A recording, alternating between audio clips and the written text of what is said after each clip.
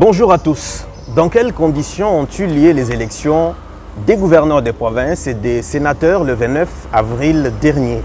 Beaucoup de dénonciations des faits de corruption, des part et d'autre l'on s'entr'accuse. Comment, de manière globale, les grands électeurs qui sont les députés provinciaux et dans quelles conditions ont-ils fait leur choix de ceux qui vont gouverner les provinces et ceux qui vont siéger à la Chambre haute du Parlement? Mesdames et messieurs, cette émission va être consacrée en grande partie à cette actualité qui continue encore d'alimenter la polémique dans la sphère politique congolaise. Nous allons aussi parler particulièrement de la province du Kasaï oriental, sa gouvernance, le rendement parlementaire, avant bien évidemment d'évoquer d'autres sujets d'actualité au niveau national. Bienvenue à tous à cette émission. Nous recevons dans ce programme, pour évoquer tous ces sujets d'actualité, un député provincial élu de la ville de Mbuji-Mayi sur la liste A24. Vous comprenez directement qu'il s'agit de l'Union sacrée de la nation. Il est cadre des Congo Espoir de José Mpanda-Kabangu. Je cite le député Hilaire Ntendaï. Honorable, bonjour et bienvenue. Bonjour, cher Arsène Punga, et très content de vous revoir. C'est un plaisir de vous avoir pour la 1e fois dans cette émission. Le plaisir est partagé.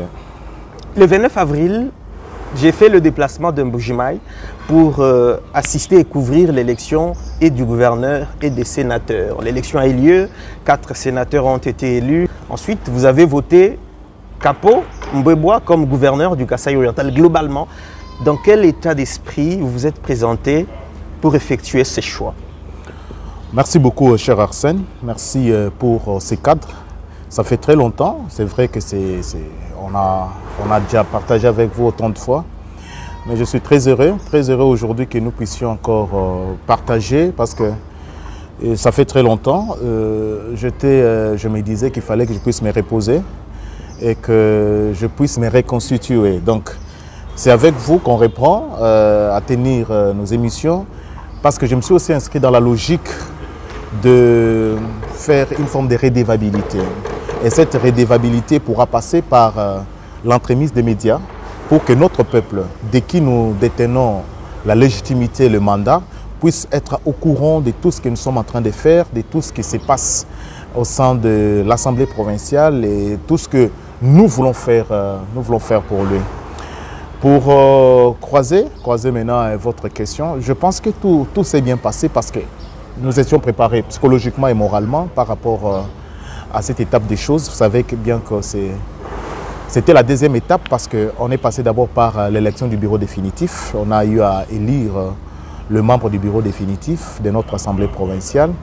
Et puis la 2e étape importante était celle de doter notre province de sénateurs ainsi d'un gouverneur qui est d'ailleurs l'actuel locataire du gouvernorat. C'est lui qui pourra présider à la destinée de notre province. Nous avions, ensemble avec nos députés, suivi religieusement les offres politiques qui nous étaient présentées par les différents candidats sénateurs et gouverneurs. Je pense que vous étiez là. Personnellement, j'ai eu à poser des questions pertinentes et pratiques à tous les candidats gouverneurs. Parce que pour les sénateurs, on n'a pas eu l'occasion de poser des questions parce qu'ils étaient nombreux et tout. Mais par rapport aux candidats gouverneurs, nous avions eu à poser des questions pertinentes et pratiques qui cadraient avec les réalités de notre population et les vécus quotidiens de notre peuple. Et à l'issue de ces questions, je pense qu'on a eu même à obtenir certaines réponses qui sont comme de vœux, surtout de l'actuel gouverneur qui a eu à faire un vœu de laisser la porte ouverte par rapport au contrôle parlementaire. Donc, c'était avec un esprit très serein que les honorables députés ont eu à faire leur choix.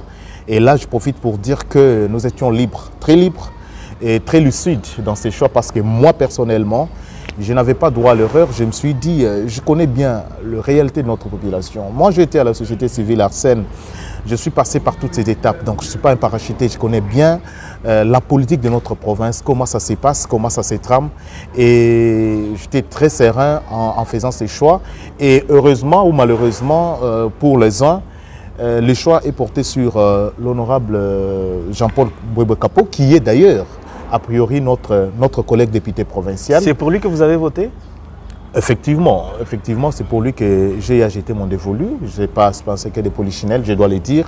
C'est pour lui parce que j'ai suivi d'abord son offre politique. Il a eu à me convaincre pour quiconque était dans la salle. Vous l'aviez suivi, il a eu à parler, je lui ai même posé la question de savoir quelle démarcation, comment on peut établir le net distinguo entre lui et ses camarades, ses prédécesseurs de l'UDPS. Ça, c'était une question directe. Et il nous a dit que, écoutez, lui sera dans l'optique du peuple d'abord. Et je lui ai dit, mais écoutez, parce que nous avions vu les gens qui s'est transformé du poisson en serpent directement, est-ce qu'il ne pourra pas, au moment opportun, nous bloquer la porte avec les Benama Kanda et les Mpomba par rapport au contrôle parlementaire? Il a fait un vœu devant le peuple et devant sa représentation pour dire qu'il va encourager les contrôles parlementaires. Donc, voilà. C'est dans cet état d'esprit qu'on a eu à voir nos 4 sénateurs. Il y a l'autorité morale de mon parti, M. José Mpanda Kabang. Pour lui, que vous avez certainement... Oui, j'étais même témoin. Vous étiez son témoin en même temps. J'étais son témoin. Son électeur, j'ai présume. Ah, pourquoi pas. Ça, c'est un choix naturel. Donc, il y a José Panda, Guy Mwadianvita, il y a Kalala Wakalala et Pingo Ikasanji. Pour les 2 choix que vous avez opérés, vous avez reçu combien d'argent? Parce qu'on sait tous, les mallettes ont circulé. C'est une question vraiment directe. Face au peuple, vous avez pris l'engagement de faire la différence avec les députés des dernières législatures. Sincérité, honnêteté et redevabilité envers le peuple. Dites à vos électeurs combien vous avez reçu, comme ça ils sont fixés. Je sais que vous êtes parmi je n'ai cessé de le dire, parmi les journalistes qui font la fierté de notre province. Merci. J'aurais voulu vous voir, parce que ça c'est notre dernier mandat, constitutionnellement parlant. J'aurais voulu que toutes les têtes pensantes dans les différents domaines et les différents secteurs puissent se retrouver au Kasaï oriental pour que nous puissions ensemble parler du dernier mandat, vous parlez du président Tshisekedi. Le président Tshisekedi, oui, c'est le dernier mandat, c'est notre dernier mandat, constitutionnellement parlant. Et j'aurais voulu vous voir tous en Bujimaï au Kasaï oriental pour que nous puissions nous battre à corps à cri. Parce que, je l'ai dit, avant que nous soyons tenus responsables devant le tribunal de l'histoire, il faut faire quelque chose. Et c'est maintenant ou jamais. Par rapport à votre question, je suivis aussi. J'ai ouï dire qu'il y a eu des mallettes qui ont circulé. Il y a eu l'argent. Effectivement, vous êtes journaliste d'investigation aussi. Il y a quand même les noms qui reviennent de nos collègues députés. Moi, en tant que juriste de formation, issu de profession, je sais que c'est la preuve qui fait le procès. Donc, aussi longtemps que je n'ai pas de preuves, je considère tout ce qui s'est dit comme des rumeurs, comme des spéculations. Mais moi, personnellement, est-ce qu'avoir l'argent de qui? De José Mpanda? Je ne pense pas. José Mpanda, comme tous les autres candidats, il a certainement mis un paquet sur la table. Bon, l'avantage que José Mpanda a eu est qu'il avait en amont 3 députés. 3 députés élus de son parti, sur la liste A24, mais appartenant à Congo Espoir, de son parti. C'est lui qui a soutenu, je peux le dire aujourd'hui, je l'avoue, c'est lui qui a soutenu notre campagne. Il a mis le moyen. Là, on peut le dire qu'il avait mis le moyen pour que nous puissions battre convenablement notre campagne. Il a mis le moyen sérieusement. Vous aviez vu José Mpanda battre ma campagne sur la ville de Mbujimaï. Alors qu'il était aussi candidat député provincial, mais il disait que voilà, votez José Mpanda, votez d'abord le président Tshisekedi, votez José Mpanda comme député national et votez Hilaire Tindai comme député provincial. Il l'a fait pour moi. Il l'a fait. Et au moment opportun, je ne vois pas comment j'allais lui exiger l'argent pour que je puisse jeter mon dévolu sur sa personne. Donc c'est quelqu'un, quand j'ai d'abord pris la résolution de les suivre, c'est quelqu'un qui m'a convaincu. Donc il ne pourrait pas fournir encore beaucoup d'efforts pour me conviencre. Moi, je ne peux pas suivre quelqu'un à l'aveugle. Avec l'argent, sa façon de faire, sa méthode de José travail. Mpanda, sa façon de faire, c'est quelqu'un de pragmatique. C'est quelqu'un aussi très sociable. José Mpanda, très sociable, pragmatique, intelligent. Et il incarne un leadership convaincant, persuasif. José Mpanda sait propulser les autres, contrairement à d'autres notables Kassaïens. Je sais ce que je dis. José Mpanda sait propulser les autres. José Mpanda ne m'a pas empêché d'être candidat député provincial. Il m'a laissé faire. Il n'a pas dit que je travaille pour lui, que je sois même son suppléant. Il m'a dit, si tu es libre, tu veux députation nationale. Je dis non, non. Pour le moment, je peux faire d'abord, je peux aller comme député provincial. Et il a accepté.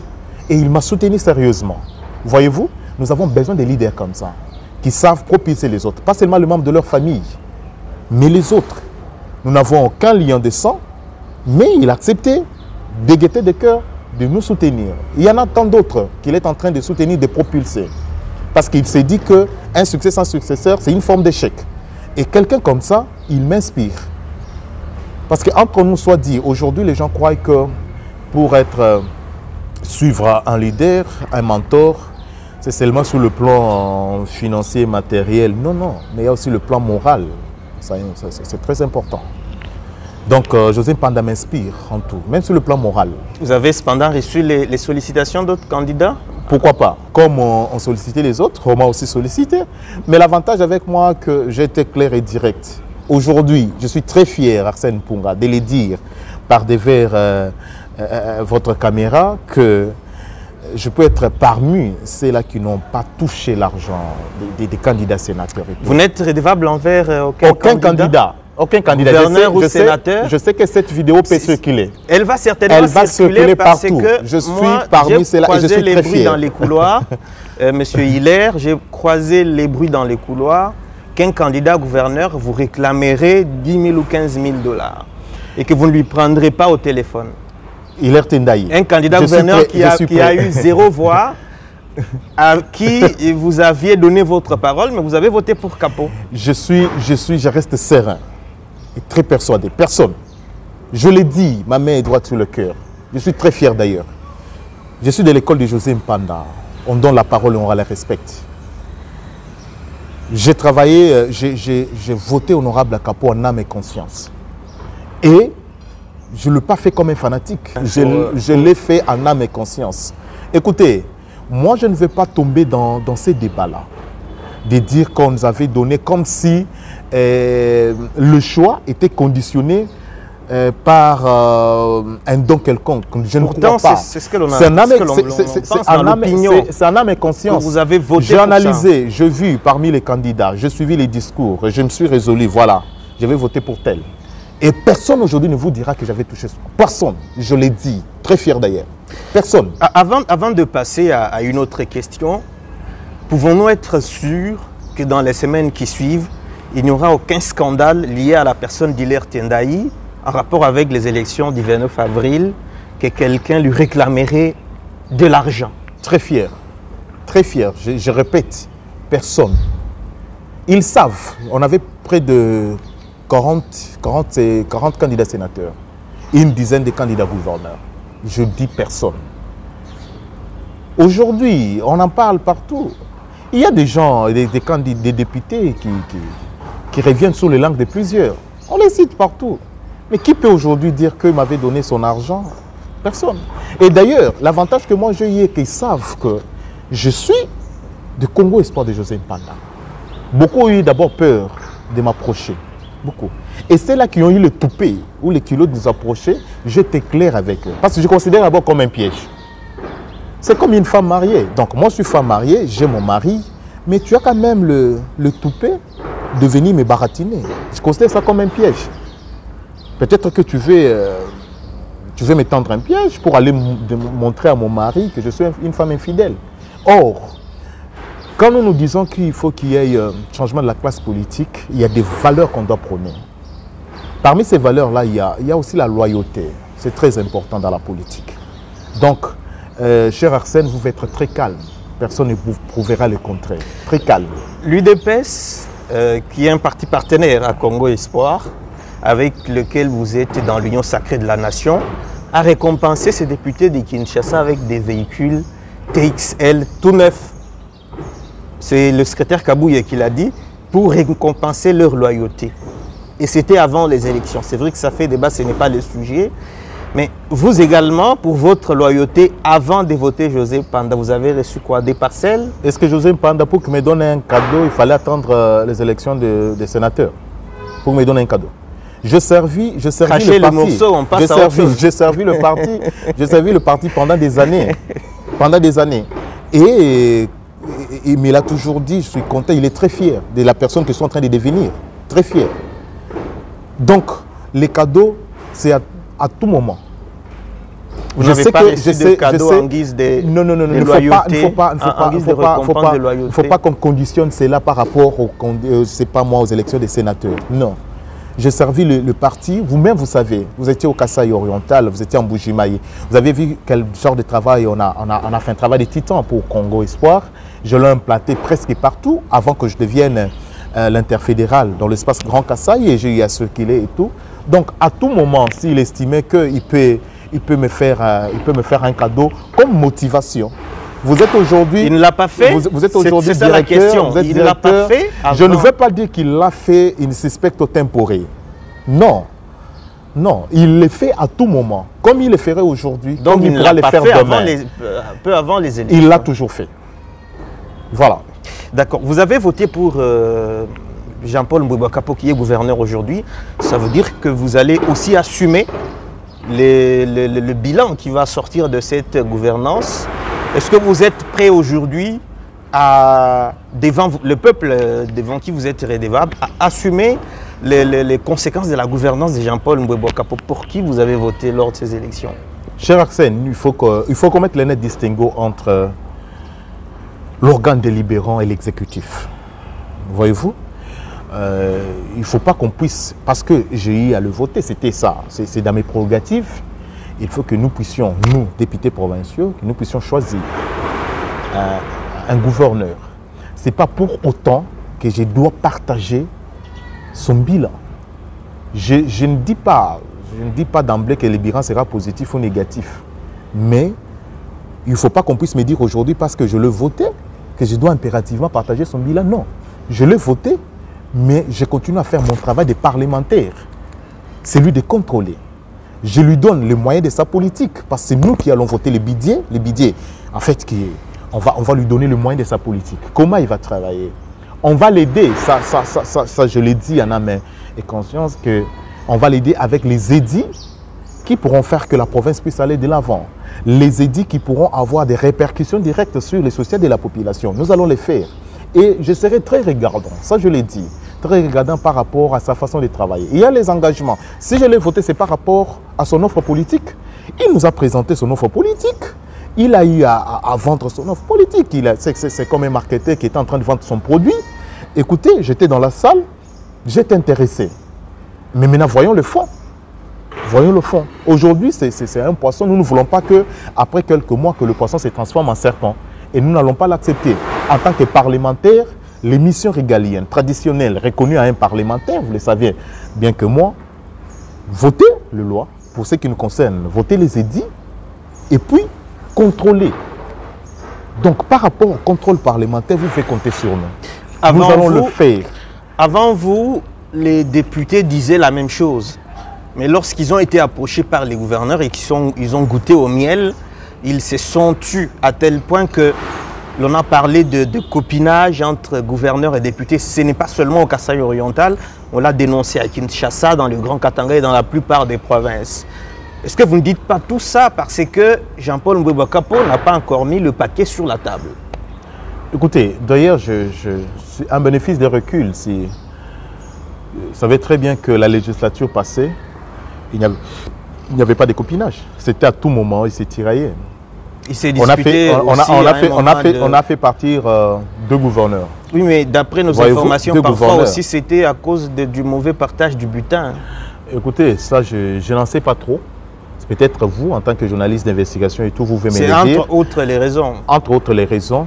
Mais moi je pense que quand il y a le vrai... Ce qui peut vous arriver aussi. Si on ne vous donne pas, vous allez le chasser. Cher Arsène, quand il y a le faux, il doit y avoir aussi le vrai. Et ce que j'ai toujours dit, ce n'est pas parce qu'aujourd'hui, au travers le territoire de la République démocratique du Congo, il y a des faux pasteurs qui pililent comme des champignons, qu'il n'y a pas de vrai. Il y a le vrai. Que le faux ne puisse pas nous pousser à conclure que tout le monde est faux. De même aujourd'hui, moi j'ai mes engagements avec le peuple. J'ai signé un contrat politique avec ce peuple. J'ai promis à notre peuple que je serai là pour eux.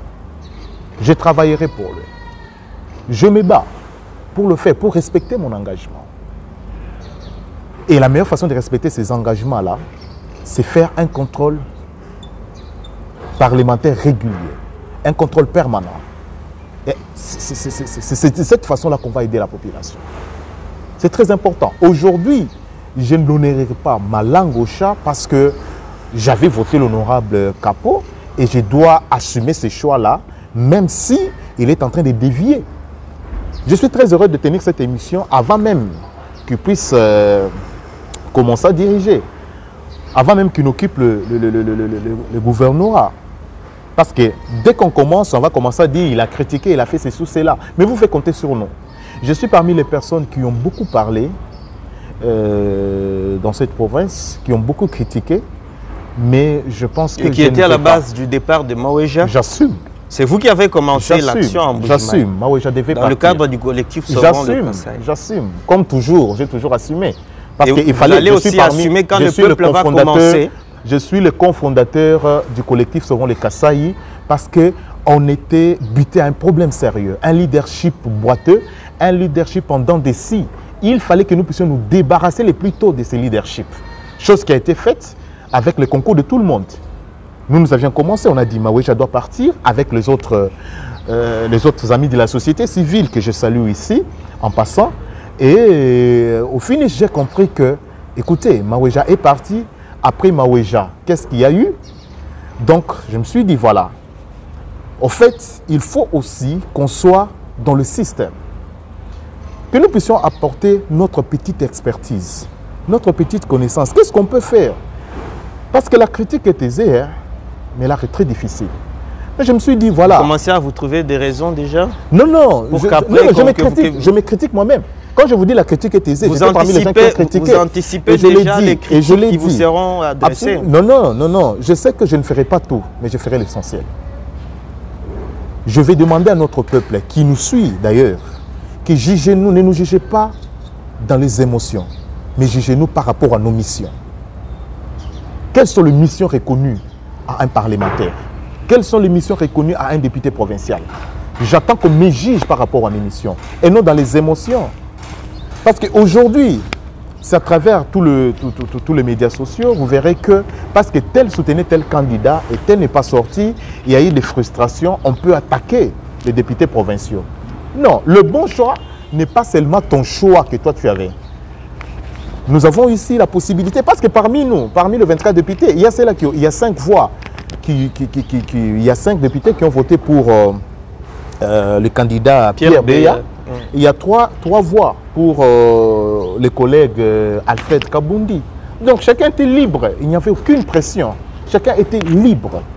Donc je l'ai dit tout haut, que je ferai le travail pour lequel le peuple m'a donné son mandat. Je vais ouvrir une parenthèse, revenir sur les élections, parce que justement, vous insistez sur le fait que vous avez voté en âme et conscience, vous étiez libre, mais il y a quand même quelque chose dans la salle qui nous a intrigués, c'est que la plupart de vos collègues se faisaient accompagner pour voter, y compris vous-même. C'est une question? C'est une question. C'est légal ou c'est pas légal? Je pense que la loi électorale article 58 est claire. Si quelqu'un veut se faire assister, parce que moi je suis légaliste. Il faut qu'on me dise que je fais quelque chose qui ne cadre pas avec la loi. Sur le plan légal, ça va. Sur le plan légal, ça va. Il n'y a aucune violation de la loi. Il n'y a aucune violation. Mais est-ce que ce n'est pas suspicieux? Je ne vois pas pourquoi ça va. Qui ignore que moi, Hilaire Tendai, je suis fier aujourd'hui de le dire. Enlevons-vous, oui. Justement. Vous, on sait que vous devriez voter pour Joseph Panda. Je suis parmi les rares députés provinciaux qui ont eu à poster lors de la campagne électorale leur candidat sénateur. Ça, on le sait. Il n'y avait aucun doute que Hilaire Tendai voterait pour Joseph Panda. Même pour le gouverneur, vous m'avez dit moi-même, avant le vote. Voilà. Donc, avant d'entrer dans la salle. Avant d'entrer dans la salle, j'ai eu le bénéfice de partager avec vous. Vous m'aviez demandé qui sera gouverneur, je vous ai dit. Vous m'avez dit, je vais voter pour tel. Et vous avez honoré votre voix. Enlevons-vous. Et c'est ça ce qui fait la différence. Moi, j'aime respecter la parole donnée. Justement, vous m'avez dit avant le vote pour qui vous avez voté et vous l'avez fait. Mais parlons de vos collègues de manière générale. Que s'est-il passé dans la salle? Non, mais écoutez, je ne peux pas juger les amis. Je ne peux pas juger les amis parce que vous aviez vu même qu'il y a les autres qui ont rejeté ça, qui ne voulaient pas qu'on les assiste. Donc, vous ne saviez pas comment utiliser la machine? Il va falloir demander à chacun qu'est-ce qui les a poussés à faire ainsi. Chacun doit avoir une raison ad hoc Mais j'estime qu'il y avait, j'ai vu d'autres collègues qui avaient le mot Dieu, avec, je ne sais pas si c'est une épidémie, la conjonctivite, et ils se sont fait accompagner. Moi, je ne vais pas juger ici quelqu'un, mais chacun sait pourquoi il l'a fait. Et moi, je sais aussi pourquoi je le fais. Le plus important, parlons aujourd'hui par rapport à nos choix. Ne jugez pas les actes, jugez plutôt les résultats issus de ces actes. C'est le plus important. Est-ce que José Mpanda, ce n'est pas un bon sénateur? Par rapport à ce qu'il a eu à présenter comme discours de campagne, par rapport à ce qu'il est en train de faire pour le peuple est-kassaïen, il se bat pour son peuple. Est-ce que le gouverneur que j'ai à voter, et je le répète, ce n'est pas que parce que je l'ai voté, je suis lié à lui par, je ne sais pas, par ces choix-là, que je vais assumer tout ce qu'il va faire. Non. C'est un choix, je l'ai déjà fait, ça lui maintenant aussi d'honorer notre choix. S'il ne sait pas honorer notre choix, moi je ferai mon travail de parlementaire et je sais que je serai sur son dos pour le bien-être de la population. Parce que notre dénominateur commun reste unique, le bien-être de la population. Lui, il est exécutif, nous sommes parlementaires et nous sommes là pour le peuple. Que le peuple est-kassaïen puisse se retrouver. Ce peuple a longtemps souffert. On est en train de terminer avec cet entretien. Vous avez voté pour José Mpanda et vous l'avez dit plusieurs fois, on le sait tous, c'est lui votre mentor. Mais si vous me le permettez qu'on parle de lui-même pendant 3-4 minutes, il est actuellement ministre de l'Agriculture. Dans son fief, le Kasaï oriental, récemment, il a été sous les feux des critiques. On a dit qu'il a créé la rétention des stocks pour battre campagne avec le maïs. On a dit qu'il ne fait rien pour la province du Kasaï oriental. On les critique constamment. Vous êtes quand même parmi les rares personnes qui disent que c'est un bon leader, alors que dans l'opinion, on entend souvent qu'il n'est pas un bon leader. Quelle est votre réaction par rapport à ce paradoxe de la royalité entre vous qui dites que c'est un bon et ceux qui pensent qu'il ne fait pas assez pour la province dont il est originaire, dont il détient le mandat? Merci beaucoup Arsène. Je pense, je l'ai dit, c'est une occasion. C'est une occasion aujourd'hui de le dire que le combat qu'a José Mpanda aujourd'hui, c'est clair. C'est parce qu'il a la confiance du chef de l'État. Juste ça. Je l'ai dit. Je l'ai dit ouvertement que José Mpanda, l'unique combat, c'est parce qu'il a la confiance du chef de l'État. Beaucoup n'ont jamais digéré le fait que José Mpanda quittait FCC. Effectivement, il était au FCC. Tout le monde a quitté le FCC, il n'est pas le seul. Il était au FCC. Attends, il était au FCC. Il est parmi les premiers, je dis, le serviteur de la première heure qui ont eu à quitter le FCC pour rejoindre l'Union Sacrée. Parmi les personnes qui ont encouragé même le chef de l'État, je peux dire parmi les cofondateurs de l'Union Sacrée. Ceux-là qui n'ont pas hésité un seul instant pour traverser. Voyez-vous? Et qu'on le voie être dans le gouvernement de Ilunga Kamba, avec le différent remaniement, continuer à être au gouvernement, beaucoup n'ont jamais digéré cela. Et c'est ça le combat qu'a José Mpanda. Il est victime de la jalousie, pure et simple. Je l'ai dit, je sais ce que je dis. Non mais est-ce qu'il travaille assez pour la population? C'est ça la question. Écoutez, on le critique par rapport à son action. Il est ministre de l'Agriculture. Il est ministre de l'Agriculture, ministre national de l'Agriculture. José Mpanda n'est pas ministre provincial de l'Agriculture. José Mpanda est appelé à exécuter la politique nationale du gouvernement. Vous voyez, dans ces pays, on était habitué, je l'ai dit. Vous voyez, dans ces pays, on était habitué. Aujourd'hui, ce que fait peut-être l'actuel porte-parole du gouvernement et ce que faisait l'ancien porte-parole, nous étions habitués à un porte-parole à tout moment. Il pouvait donner même ses points de vue sans consulter le gouvernement. Parce qu'en principe, le porte-parole donne l'avis du gouvernement. Il nous parle du gouvernement. Mais on était habitué, quelqu'un se lève le matin, il peut donner ses points de vue, il peut parler de ce qu'il pense, sans consulter le gouvernement. Aujourd'hui, je l'ai dit, José Mpanda exécute la politique nationale. Si les Kasaï oriental, peut-être, parlons de la mesurette de maïs, qui se négocie peut-être entre 5 000 et 8 000, et c'est la même chose dans l'espace Grand Katanga, dans l'espace Grand Kivu, et c'est la même chose. Est-ce que c'est du Grand Katanga? Par exemple, nos amis qui sont au Haut-Touélé vont reprocher aussi à José Mpanda la même chose? Non, mais c'est chez lui. C'est ce que je dis, c'est ce que je dis, c'est ce que je dis. C'est ce que je dis. José Panda est du Kasaï oriental. Il est quand même, avant d'être ministre, député du Kasaï oriental, député national. Mais si aujourd'hui vous voulez que je puisse vous dire... Est-ce qu'il ne peut pas faire une exception pour la province dont il est originaire? Voilà, c'est ce que je dis. José Panda a totalisé il y a peu une année au ministère de l'Agriculture. Une année. Avant José Panda, il y a eu un ministre de l'Agriculture. C'est pas, il était sûrement Kasaï aussi. Ça n'a pas fait de bruit. Nous avons payé une mesurette de maïs. Moi, je suis du Kasaï, j'ai grandi au Kasaï oriental, jusqu'à 10 000, 12 000 francs. Jamais on n'a parlé du ministre national de l'Agriculture. Alors que celui-là avait déjà près de 3 ans. Le ministre était de l'Est, il était, je crois, de l'UNC de Vital Kamere. Papa, non, il était de l'UDPS. Il était de l'UDPS, le ministre de l'Agriculture. Il était de l'UDPS. Et même bien avant lui, quand ils étaient encore au FCC, on a connu le prof Chiban Kalala qui était aussi ministre de l'Agriculture. Mais je ne me rappelle pas un seul instant, on a crié. Le professeur Chiban était ministre intérimaire de l'Agriculture. Papa n'empêche, il fut quand même ministre de l'Agriculture. On n'a jamais parlé du ministre de l'Agriculture. Aujourd'hui, je ne dédouane pas José Panda. Mais je sais ce que qu'il vous est en essayez train de faire. Non mais écoutez, la question est claire. Est-ce qu'il ne peut pas faire une exception pour la province dont il est originaire? Aujourd'hui, il y a un problème sérieux qui se pose. Vous savez qu'il a réussi à installer Prodan en Ngandajika. Voyons ce que Prodan pourra nous produire. Ils étaient récemment avec les Brésiliens. Ils avaient une équipe gouvernementale composée de Nicolas Kazadi, ministre des Finances. Ils étaient en Bujimaï, ils étaient en Kwadi. Ils ont circulé même l'espace Grand Kasaï avec les Brésiliens. Pour qu'une puisse, aujourd'hui, on vous dit que on va avoir une agriculture intelligente.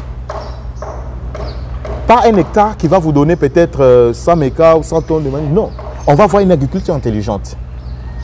Ce n'est pas par baguette magique, donc. Parce que José Panda du Kasaï oriental, il arrive au ministère de l'Agriculture, par baguette magique, on commence à avoir du maïs au Kasaï oriental. Non. Et donc on a retenu que pour vous, écoutez, c'est la confiance du président qui lui cherche tous ces combats. Qui lui cherche tous ces combats. Ça, je suis clair. Je suis clair. Les gens n'ont jamais digéré. Je connais bien. Vous savez, je suis du Kasaï oriental. Nous avons nos qualités. Nous, les Kasaïens, nous avons nos qualités qu'on ne peut pas aujourd'hui discuter, sur lesquelles on ne peut pas discuter. Mais il y a aussi des défauts. C'est par exemple quand on va voir Arsène. Nous étions avec Arsène à l'université de Mbujimaï. Mais comment du coup Arsène, on commence quand il y a des grandes émissions, quand il y a des interviews, c'est toujours Arsène. C'est un cas de problème. Voilà, et c'est ça chez nous. Pour nous qui avons grandi au Kasaï oriental, nous connaissons nos qualités, mais nous connaissons aussi nos défauts. Mais n'empêche, nous disons que faire et laisser briller. José Panda est en train de faire ce qu'il peut en tant que ministre national de l'agriculture. Voilà, on va faire. Et aujourd'hui, vous condamnez José Panda. Dites-vous, il a aussi eu les moyens nécessaires pour faire ce qu'il devait faire. Point d'interrogation. On aura l'occasion de lui poser la question. Peut-être le jour où il ne sera plus ministre de l'Agriculture, on lui posera justement cette question pour qu'il nous dise si il a eu effectivement les moyens de sa politique, parce que comme ministre, il est tenu à l'obligation de réserve. Il y a des choses qu'il ne dirait peut-être pas au micro.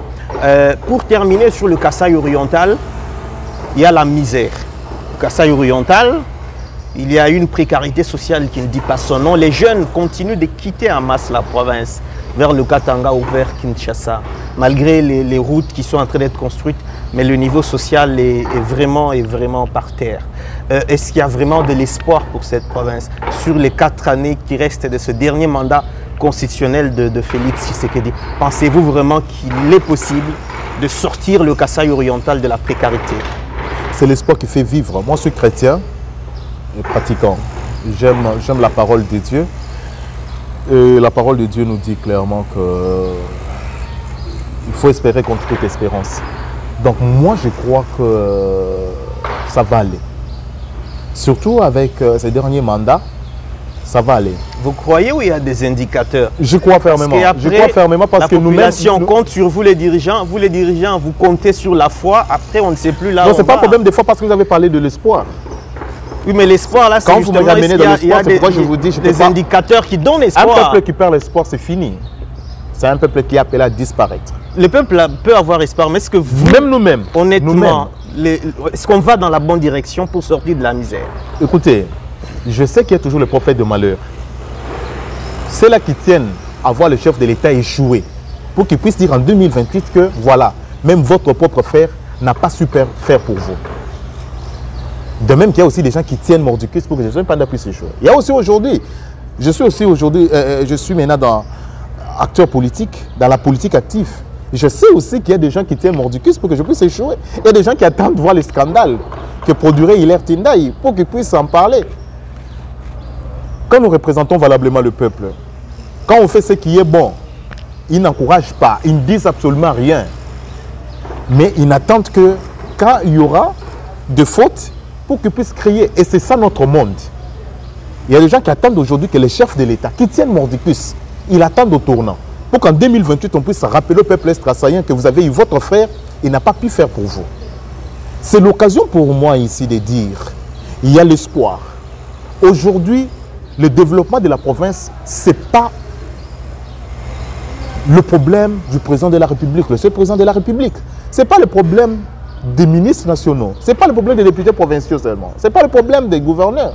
C'est le problème de tout un chacun. Tout un chacun.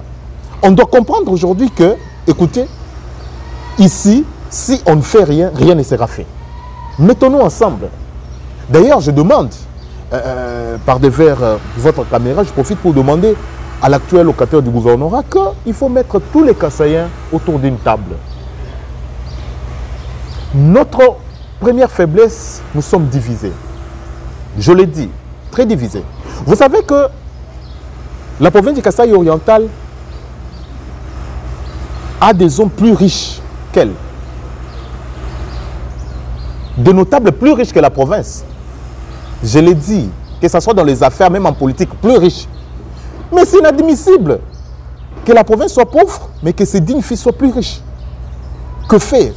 Mettez tout le monde autour d'une table. Pour que le gouverneur Kapo puisse réussir son mandat, je lui donne le premier conseil. Mettez tout le monde autour d'une table. Il y a des divisions parmi nous. Des divisions parmi les notables du Grand Kasaï. Alors que tous ils sont autour du chef de l'État. Mais ils sont divisés. Ils sont divisés. Et vous les connaissez peut-être mieux que moi.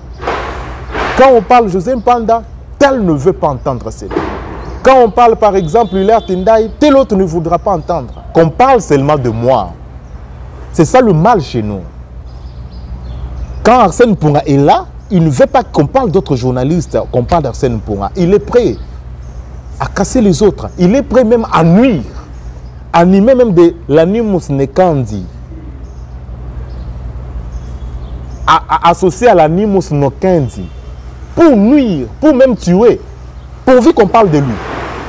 Mais quand on va parler de toi, quels sont les dividendes que la population va tirer? Donc, l'espoir est là. Mais que les notables du Grand Kasaï puissent se réunir autour d'une table. Sous le leadership de l'honorable Akapo, l'actuel gouverneur, qu'il le fasse. Qu'il commence par des consultations. Je sais que tout le monde avant lui, on a fait des consultations, mais que ces consultations-là puissent produire. Qu'aujourd'hui, qu'on puisse réunir tous les notables du Grand Kasaï.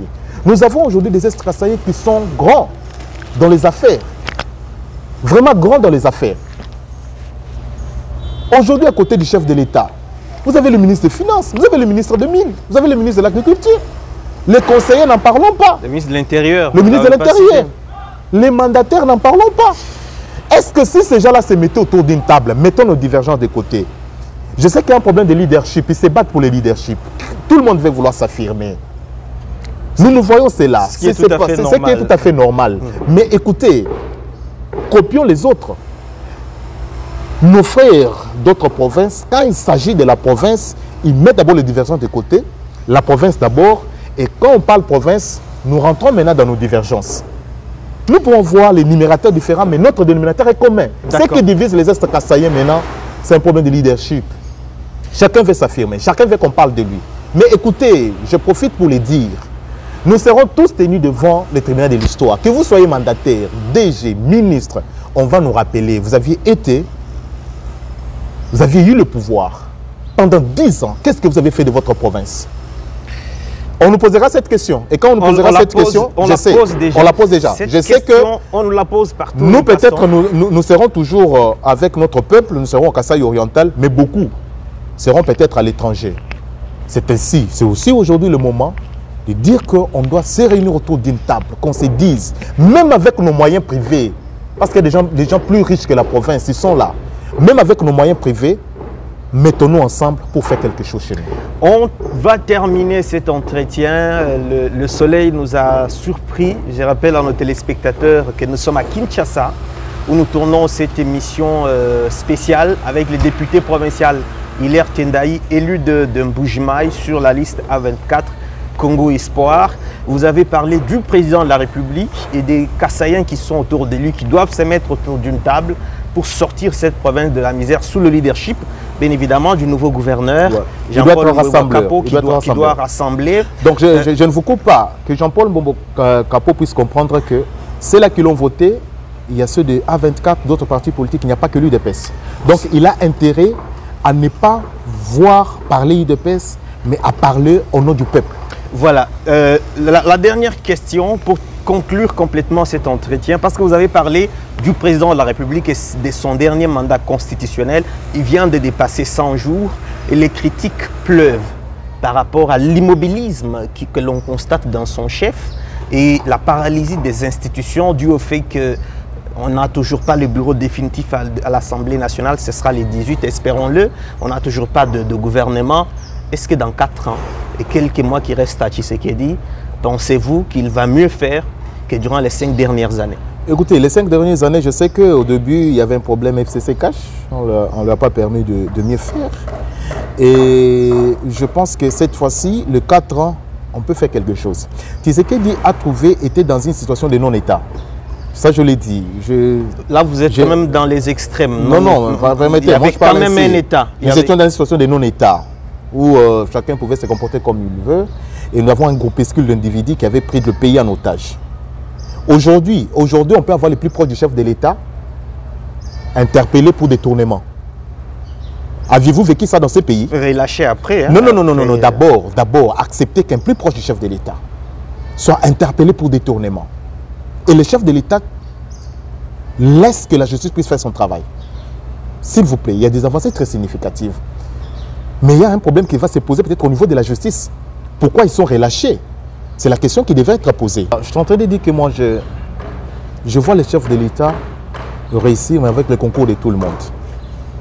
Avec le concours de tout le monde. Aujourd'hui, ça traîne. Il faut aussi noter qu'il y a la mauvaise foi de beaucoup d'hommes politiques. Réussir à mettre fin à la guerre, réussir à mettre fin à la misère, le chef de l'État à créer 6 millions d'emplois. Je l'ai dit. Il a promis tout ça. Le chef de l'État ne fera pas tout au même moment. Moi, je crois en cette personne qui a placé la fondation, qui a levé le mur et qui pourra aussi laisser aux autres de continuer la tâche. Et c'est ça dans la démocratie. Je vois en 2028 son successeur continue aussi le même travail. Mais aujourd'hui, je vois aussi la mauvaise foi de beaucoup d'hommes politiques qui sont dans l'entourage du chef de l'État, qui ne visent que leurs propres intérêts. Pourquoi il n'y a pas eu élection au niveau de l'Assemblée nationale? C'est le chef de l'État qui a ordonné qu'il n'y ait pas élection. Quand vous scrutez, on va vous dire qu'il y a un individu qui bloque la machine. Ce n'est pas si c'est un défaut ou une qualité. Le mal avec notre chef de l'État, c'est qu'il est trop démocrate. Trop démocrate, il observe, il laisse. C'est une première qu'on ait quand même une élection primaire pour celui qui pourra diriger l'Assemblée nationale. Une première. Alors que dans les temps, imposition sur imposition. Quand c'était les Magui Dixit, le maître a dit. Quand c'est le Yémei qui a dit, on s'incline. Donc c'est un peu ça. Moi je pense que c'est ce qui fait que peut-être les choses puissent un peu traîner. Mais voilà, ce sont des leçons que nous, on doit consolider. Comment consolider ces leçons-là de la démocratie? Mais j'ose croire que ces derniers mandats, même lui, le chef de l'État, il est conscient que c'est les derniers mandats. Il le sait. Il a été élu massivement par la population. Sans les concours, je peux le dire, les concours de la tricherie et autres, même pas de la corruption. Il a été élu. Il a marché, le seul à avoir marché partout. Il est conscient que c'est le dernier mandat. Il est conscient qu'il doit laisser des traces indélébiles. On regarde comme ça, on s'est dit, ça c'est le chemin qui a été tracé par le chef de l'État, le président Félix Tshisekedi. Peut-être que nous autres, on pourra continuer sur cette lancée-là. Il a intérêt. Il sait qu'il était au Grand Kasaï. Il était chez lui au Kasaï oriental. Il a dit au peuple que pour la situation de l'Amiba, pour la situation de l'assassin, vous pouvez me les laisser. Mais nous serons là seulement pour rappeler au chef de l'État. C'est notre père. Je ne vois pas pourquoi aujourd'hui je ne peux pas rappeler à mon père. Je sais qu'il va faire pour moi, mais je peux lui rappeler, mais papa, vous nous aviez promis ceci ou cela. Papa dira attention, nous avons besoin quand même, en tant que père, en tant qu'enfant, d'avoir notre propre parcelle. Assez, on est locataire. Donc je continue à garder l'espoir. Je crois fermement que les choses vont changer. Il ne fera pas tout, mais il est en train aujourd'hui de placer la fondation. Il est en train de tenter d'élever les murs. Nous sommes arrivés à la fin de cet entretien. Honorable Hilaire Tendai, nous avons surtout parlé du Kasaï oriental, avec espoir qu'au nom de la redevabilité, vous allez nous recevoir à tout moment dans les mois qui suivront pour évaluer l'action parlementaire de vous comme député, vous comme membre de l'institution Assemblée provinciale, mais aussi y voir comment avance la province et le pays. Merci encore une fois. C'est moi de vous dire merci, cher Arsène. Mesdames et messieurs, nous sommes arrivés à la fin de cet entretien. Merci à vous de l'avoir regardé. J'espère que vous êtes satisfait des réponses qui ont été données par notre invité. Si vous ne l'êtes pas, nous allons la voir dans une prochaine production pour rencontrer d'autres préoccupations de vous qui êtes véritablement nos patrons. N'oubliez pas de partager et de commenter largement cette vidéo sur toutes les plateformes. Merci à Jean-Pierre Kabongo qui nous a réalisé. Prenez rendez-vous avec nous prochainement. Au revoir.